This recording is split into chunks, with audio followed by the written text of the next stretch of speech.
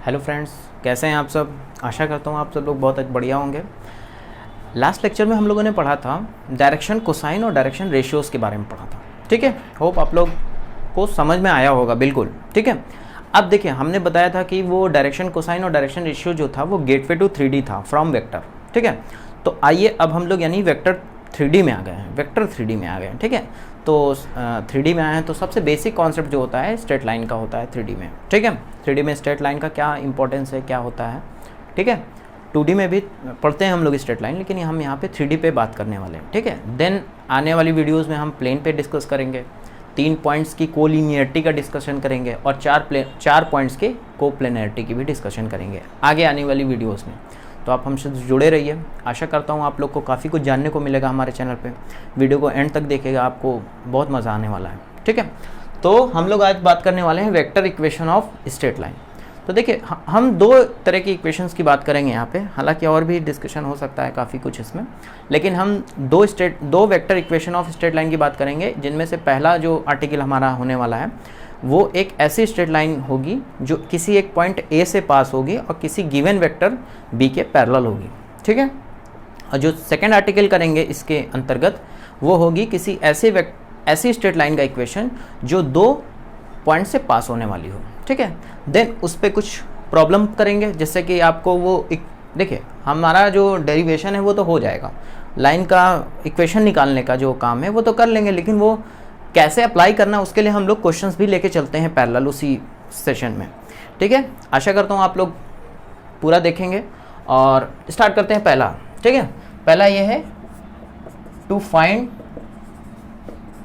The equation of straight line विच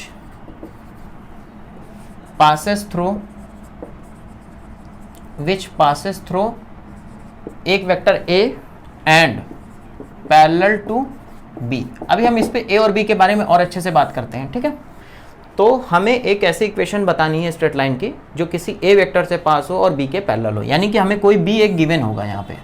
ठीक है, okay, ये B दिया गया है, हमें ही मान लेते हैं ये हमारी स्ट्रेट लाइन है।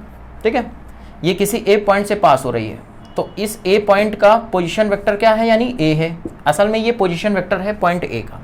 A पॉइंट से हमारी लाइन पास हो रही है, इसको O बोल देते हैं। ठीक है, तो अब इस पे कोई जनरल पॉइंट ले लेते हैं P। इस P पॉइंट के पोजीशन वेक्टर को हम बोल देते हैं R। ठीक है, बोलिए, ये O है, P पॉइंट के पोजीशन वेक्टर को R बोल देते हैं। जरा ध्यान से देखिएगा, ये जो लाइन हमारी है रिक्वायर्ड जो है वो क्या गिवन है कि B के पैरेलल है। ठीक है, तो यानी इस AP वेक्टर को मैं सम T टाइम्स B लिख सकता हूं, कोई दिक्कत नहीं होगा। AP वेक्टर को मैं किसी स्केलर टाइम्स मैं T ले रहा हूं, आप कुछ भी ले सकते हो, S ले सकते हो, X ले सकते हो, X स्केलर हो बताना पड़ेगा आपको। T हम ले लेते हैं, सबसे बेस्ट नोटेशन है।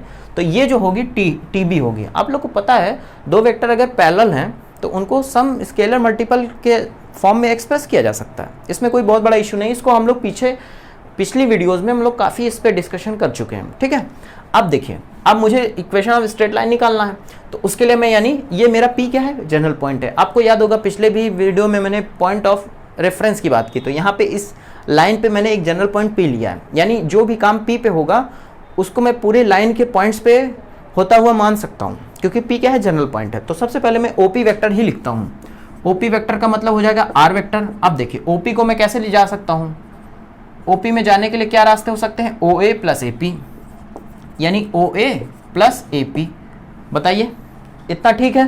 तो OA का वैल्यू क्या है, A वेक्टर, और AP का वैल्यू क्या है, B वेक्टर, यानी ये R वेक्टर जो है मेरा A प्लस TB फॉर्म में एक्सप्रेस हो गया। इसी को बोलते हैं vector equation of a line passes through point A and parallel to given vector B। ठीक है, ये इक्वेशन क्या है, वेक्टर इक्वेशन ऑफ लाइन है, रिक्वायर्ड लाइन है। ठीक है, अब देखिए यहीं पे हम कार्टेशियन इक्विवेलेंट्स की बात कर लेते हैं। अब अलग से हम लोग उसको पढ़ने नहीं जाने वाले हैं। इसका कार्टेशियन फॉर्म क्या होगा, ठीक है, कार्टेशियन फॉर्म क्या होगा उसके लिए देखिए हम लोग थोड़ा सा डिस्कशन कर लेते हैं। कार्टेशियन फॉर्म में देखिए हम लोग R वेक्टर को क्या होगा, XYZ से लिखेंगे। ठीक है, A वेक्टर को मान लेते हैं सम A1, ये वेक्टर है A2 A3, बोलिए, और B वेक्टर को हम मान लेते हैं सम B1 B2 B3। बोलिए, इतना समझ में आया? होप आप लोग समझ रहे होंगे, ठीक है।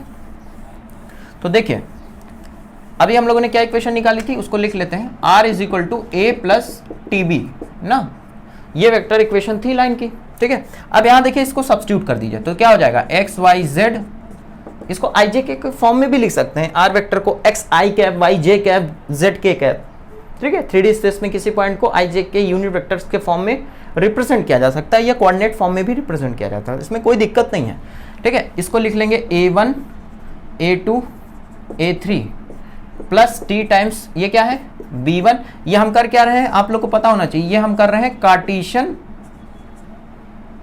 इक्विवेलेंट किसका, ऑफ इस वेक्टर का, ठीक है। इस फॉर्म, इस वेक्टर इक्वेशन का कार्टेशियन इक्विवेलेंट, ठीक है। इसको हिंदी में कार्तीय समीकरण भी बोलते हैं।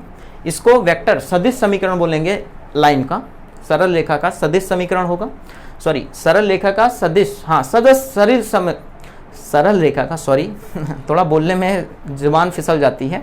वेक्टर इक्वेशन का मतलब होता है सदिश समीकरण, ठीक है। हम सही जा रहे थे, हमें लगा शायद गलत है।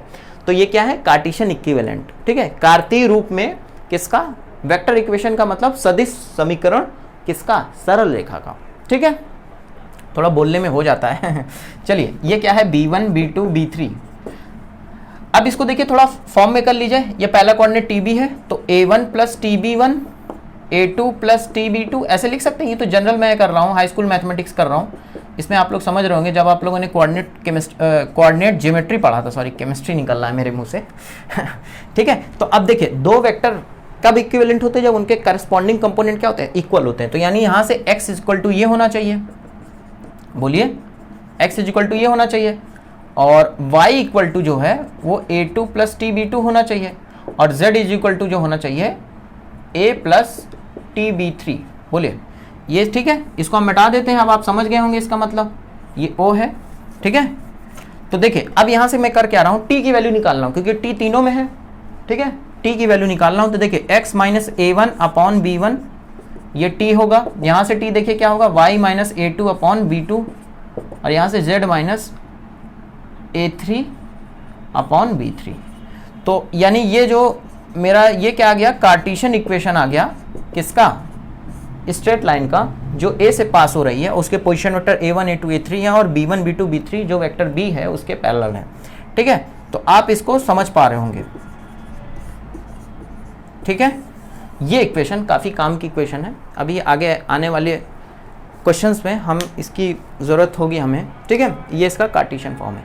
जरा एक चीज पे गौर कीजिएगा, अगर मैं इस वेक्टर को ओरिजिन ले लूं तो यानी OA वेक्टर मेरा क्या हो जाएगा, जब A वेक्टर O हो जाए यानी ओरिजिन ले लूं तो OA क्या हो जाएगा मेरा, A वेक्टर O हो जाए, O हो जाएगा, दैट मीन्स जीरो वेक्टर हो जाएगा।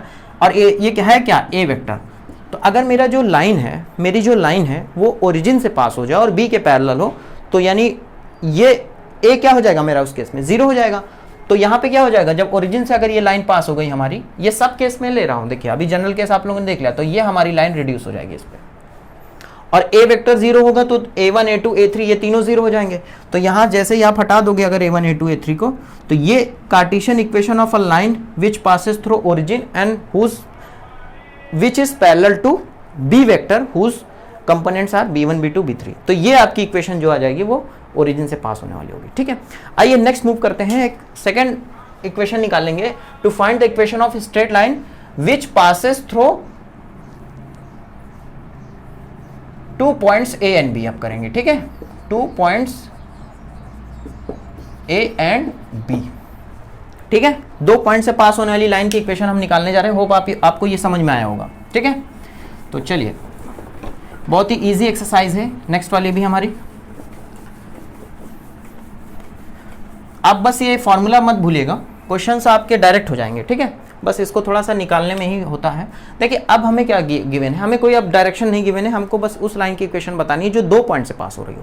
ध्यान दीजिएगा, हमें उस लाइन की पोजीशन वेक्टर, उस लाइन की इक्वेशन बतानी है जो 2 पॉइंट से पास हो रही हो। मान लेते हैं ये A है, ये B है। अब A और B हो तो उनके सर्टेन पोजीशन वेक्टर होंगे, और पोजीशन वेक्टर किसके रिस्पेक्ट में निकाले जाते हैं, ओरिजिन के रिस्पेक्ट में निकाले जाते हैं। तो ये कुछ मान लेते हैं ओरिजिन है हमारा, ठीक है, ये मेरा ओरिजिन है, ठीक है। और इसका पोजीशन वेक्टर में हम मान लेते हैं ए और इसका पोजीशन वेक्टर मान लेते हैं बी, यानी ओ ए की वैल्यू हमारी हो जाएगी ए वेक्टर, ओ बी की वैल्यू हो जाएगी बी वेक्टर। बोलिए इतना ठीक है। अब हमें फिर लाइन की इक्वेशन निकालने के लिए हमें पॉइंट ऑफ रेफरेंस चूज करना पड़ेगा। हम मान लेते हैं पी है और इसको ज्वाइन कर देते हैं। देखिए मेरी थोड़ी सी ज्योमेट्री अच्छी नहीं है कंस्ट्रक्शन के बेस पे ठीक है। तो ओपी वेक्टर मेरा उसके पोजीशन वेक्टर मान लेते हैं आर वेक्टर, ठीक है। तो देखिए ओपी वेक्टर का फिर से वैल्यू निकालेंगे, ठीक है। लेकिन इससे पहले हमें थोड़ा काम करना होगा। हमें सबसे पहले निकालना होगा कि इस ए बी वेक्टर का पोजीशन वेक्टर क्या होगा, क्योंकि हमें देखिए हम फिर से वही काम करेंगे, ओपी वेक्टर की value O A plus A P करेंगे। फिर हमें ए पी तो अभी पता नहीं है, ओ ए पता है, तो ए पी की वैल्यू निकालने के लिए फिर हम चूंकि ए बी और ए पी पैरेलल है तो ए पी की value some scalar times A B होगी, क्योंकि हम ए बी निकाल सकते हैं इसीलिए हम ए बी को स्केलर टाइम्स ए पी के बराबर कर रहे हैं, ठीक है। तो देखिए ए बी वेक्टर आप जानते हैं बहुत अच्छे से, ए बी का पोजीशन वेक्टर कैसे निकालते हैं, बी का पोजीशन वेक्टर माइनस ए का पोजीशन वेक्टर, ठीक है। तो बी का पोजीशन वेक्टर यहाँ क्या है, बी और माइनस ए। अगर आपको ये नहीं समझ में आ रहा तो सिंपल आप एक काम करिए, ए बी निकालना है ना आपको, तो ए बी निकालने के लिए आप क्या करिए, बी ओ, देखिए एक और तरीका हो सकता है, ए ओ प्लस ओ बी। बोलिए यहां से कोई दिक्कत नहीं। ए ओ वेक्टर क्या हो जाएगा, माइनस ए होगा देखिए, और ओ बी वेक्टर बी है, देखिए उस केस में भी सेम यही आ रहा है। तो आप जैसे भी निकालिए, आप अगर पोजीशन वेक्टर की डेफिनेशन से निकाल लें तो भी सही है, अगर आप इस तरह जो वेक्टर मेथड है उससे निकाल लें तो वो भी ठीक है। तो आप जैसे भी करिए आपका आंसर वही आएगा, ठीक है। ठीक है, आगे चलते हैं। अब देखिए ए बी वेक्टर मेरा निकल गया, तो अब मैं यानी ए पी वेक्टर बता सकता हूँ। A P vector some tea ले लेते हैं, स्केलर सबसे बेस्ट है, best in the sense notation के मामले में बोल रहे हैं। आप एस भी ले सकते हो, कोई भी स्केलर ले लो, कोई डजंट मैटर। तो चलिए फिर से हम ओपी वेक्टर निकालेंगे जो आर वेक्टर है। ओपी वेक्टर को लिख सकते हैं ओ ए वेक्टर प्लस एपी वेक्टर। आप देख रहे होंगे ये डेरिवेशन कहने को है, बहुत इजी एक्सरसाइज है बस, ठीक है। ओ ए की वैल्यू क्या हो जाएगी हमारी ए वेक्टर, और ये एपी की वैल्यू रख देंगे टी टाइम्स बी माइनस ए। ध्यान दीजिएगा ये मेरी उस लाइन की इक्वेशन है जो पॉइंट ए और बी से पास होती है, ठीक है, और जिनके position vector small A small B है, ठीक है। तो अब इसका फिर से हम कार्टेशियन इक्विवेलेंट लिख लेते हैं, बहुत इजी है, जैसे पहले किया था सेम वैसे करते हैं, ठीक है। कार्टेशियन इक्विवेलेंस लिख लेते हैं इसका फटाक से, अलग से करने की जरूरत नहीं महसूस कर रहे हैं हम, ठीक है, कि उसके लिए अलग से काम किया जाए। फिर से वही ए वेक्टर देखिए हमारा क्या था, a1 a2 a3, और बी वेक्टर क्या था, b1 b2 b3, ठीक है। टी तो आप जानते हैं, आर वेक्टर जानते हैं एक्स वाई जेड होता है। बोलिए तो बस X Y Z is equal to, मैं डायरेक्ट भी लिख सकता हूँ लेकिन आपको समझने के लिए थोड़ा सा मैं एक दो लाइन और लिख लेता हूँ। ये हो जाएगा टी टाइम्स, रुकिए इसको नीचे लिख देते हैं, थोड़ा बड़ा जाएगा, b1 minus a1 b2 minus a2 b3 minus a3। आप समझ रहे होंगे b माइनस ए किया है, b माइनस ए, तो ये b1 minus a1 b2 minus a2 b3 minus a3, ठीक है। तो ये वेक्टर इक्वेशन आ गई आपके, ठीक है। कार्टेशियन फॉर्म में हम मूव कर रहे हैं, अब आप समझ पा रहे होंगे, ठीक है। तो बस इसमें फिर वही काम करेंगे, देखिए x is equal to a1 plus T b1, y is equal to a2 plus T times, sorry यहाँ पे गड़बड़ कर दिया है, b1 माइनस a1 होगा, यहाँ b2 माइनस a2 होगा, ध्यान से लिखिएगा आप लोग भी। z इज इक्वल टू हो जाएगा a3 plus T times b3 minus a3, ठीक है। फिर से भाई t की वैल्यू सब जगह बराबर कर दीजिए, हो गया आपका आंसर आ जाएगा x माइनस a1, इसको अपॉन में कर देंगे तो b1 minus a1, y minus a2 b2 minus a2, z minus a3 b3 minus a3, और ये t है, चाहे t मत लिखिए आप, यही आपका आ गया Cartesian equivalence of a line which passes through a and b, ठीक है। होप आप लोग समझ रहे होंगे। तो अब चलिए क्वेश्चंस देख लेते हैं इस पे फटाक से, ठीक है, ज़्यादा समय ना लेते हुए। आप लोग इस फॉर्म को याद रखिएगा, ये कार्टेशियन फॉर्म थी। देखिए मैं रिकॉल कर देता हूँ, vector equation of a line which passes through point A and parallel to B कैसे था, R vector is equal to A plus T times B vector, T scalar था। और सेकंड हमने पढ़ा कि एक ऐसे vector equation of a straight line which passes through two points A and B whose position vectors are small A small B, okay. Then उसका इक्वेशन क्या निकला था, R vector is equal to A vector plus T times B minus A vector, ठीक है। आइए अब उस पर क्वेश्चन देख लेते हैं फटाक से। देखिए पहला क्वेश्चन पढ़ रहा हूं मैं, पहले क्वेश्चन में बोला find the equation of straight line which passes through a point and parallel to ये, तो ये आपको याद हो रहा होगा, ये फर्स्ट आर्टिकल है सेम। देखिए इसमें a की वैल्यू क्या गिवन है, a की वैल्यू गिवन है 2 माइनस 5 10, और b की वैल्यू गिवन है, इसको अगर हम इसी फॉर्म में लिख लें 5 माइनस 3 2। बोलिए अब बस पहले क्या इक्वेशन थी, ऐसी स्ट्रेट लाइन की जो ए पॉइंट से पास हो, बी के पैरेलल हो, तो ए प्लस टी बी टाइप। तो बस इसको लिख लीजिए 2 - 5 10 और t टाइम्स 5 - 3 2। इसको और अच्छे फॉर्म में लिखना चाह रहे हैं तो 2 + 5t आई कैप मैंने कंबाइन किया है प्लस -5 - 3 जे कैप टी के फॉर्म में लिखा है। देखिए अब इसमें एक चीज़ और है, यहाँ पे कुछ कार्टेशियन और कुछ बोला नहीं है इसने कि आप किस फॉर्म में लो, तो आप वेक्टर फॉर्म में दो, सबसे बेस्ट है। अगर कार्टेशियन बोल देता तो आप कार्टेशियन फॉर्म में भी दे सकते हो, ठीक है। कार्टेशियन फॉर्म में बिल्कुल आसान हो जाएगा, x माइनस, जैसे इसके लिए मैं अगर बोलूँ कार्टेशियन फॉर्म तो x - 2/5 y + 5/-3 z - 10/2, बिल्कुल ईजी है। नेक्स्ट क्वेश्चन में क्या बोल रहा है, find the vector equation of straight line joining 2 points. अब ध्यान से देखिएगा, 2 पॉइंट को ज्वाइन करने वाली लाइन का वेक्टर इक्वेशन अभी हम लोगों ने निकाला था, क्या निकाला था, R vector is equal to A से अगर पास हो रहा है और ए और बी को ज्वाइन करने वाली लाइन के पैरेलल है, तो ये था। यहाँ देखिए ए वेक्टर ये है, बी वेक्टर ये है, आप इसको सब्स्टिट्यूट करके आराम से निकाल सकते हो, या हम निकाल के दिखाई देते हैं आपको, बहुत ईजी सा है, ठीक है। देख लीजिए बहुत आसान सा है। अब देखिए इसको इससे माइनस करना है, तो यहाँ आई है नहीं तो ये -i हो जाएगा, बोलिए 3j में से 2j गया तो +j हो जाएगा, k में से k गया खत्म। तो देखिए इसको और अच्छे फॉर्म में लिखना चाहें तो 1 - t आई कैप, ठीक है, और j कैप का फॉर्म में लिखेंगे तो 2 + t j कैप, और k कैप का कुछ है नहीं t के फॉर्म में, तो ये हो गया।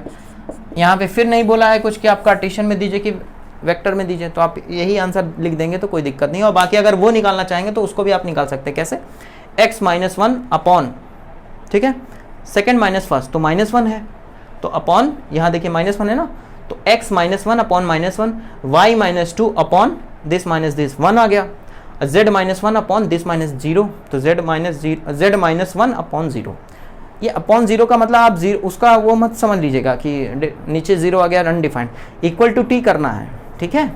तो आशा करता हूँ आप लोग को समझ में आया होगा। आने वाली वीडियोस में हम प्लेन की बात करेंगे, ठीक है। ठीक है, चलते हैं, आज के लिए इतना ही रखते हैं फिर, ठीक है। जय हिंद, वंदे मातरम।